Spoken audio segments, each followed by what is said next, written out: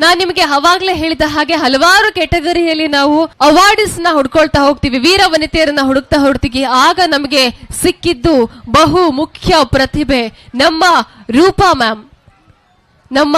Ma'am.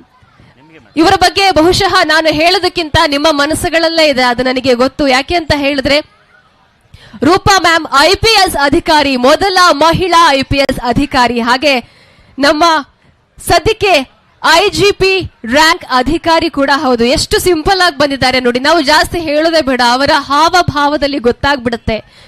So ಇವರು IPS ಅಧಿಕಾರಿ ಆಗ್ತಾರೆ, ಕರ್ನಾಟಕದ ಮೊದಲ ಮಹಿಳಾ IPS ಅಧಿಕಾರಿ. ಇವರು ವಿವಿಧ ಹುದ್ದೆಗಳಲ್ಲಿ ಕರ್ತವ್ಯವನ್ನು ನಿರ್ವಹಿಸ್ತಾ ಇದ್ದಾರೆ. ಸದ್ಯ IGP ರ್ಯಾಂಕ್ ಅಧಿಕಾರಿ ಆಗಿದ್ದಾರೆ. ಕರ್ನಾಟಕ ಸಿಲ್ಕ್ ಅಂಡ್ ಮಾರ್ಕೆಟಿಂಗ್ ಸಂಸ್ಥೆಯ MD ಹುದ್ದೆ ಆಗಿದ್ದಾರೆ. ಇವರು ಹುಟ್ಟಿದ್ದು ದಾವಣಗೆರೆಯಲ್ಲಿ, MA ಮನಃಶಾಸ್ತ್ರ ಪದವೀಧರೆ. ಪತಿ ಹಿರಿಯ IAS ಅಧಿಕಾರಿ ಮುನೀಶ್ ಮೌದ್ವಿಲ್.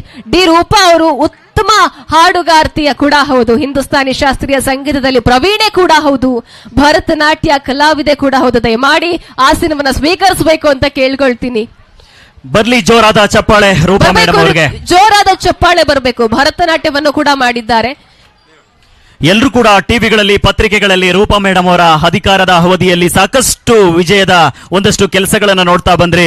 ಎಂತವರೇ ಆಗಿರ್ಲಿ, ಎಂತದ್ದೇ ಆಗಿರ್ಲಿ, ನ್ಯಾಯದ ಪರವಾಗಿ ಧ್ವನಿ ಎತ್ತುವಂತ ಮನಸ್ಥಿತಿ ನಮ್ಮ ರೂಪಾ ಮೇಡಮ್ ಅವರದು.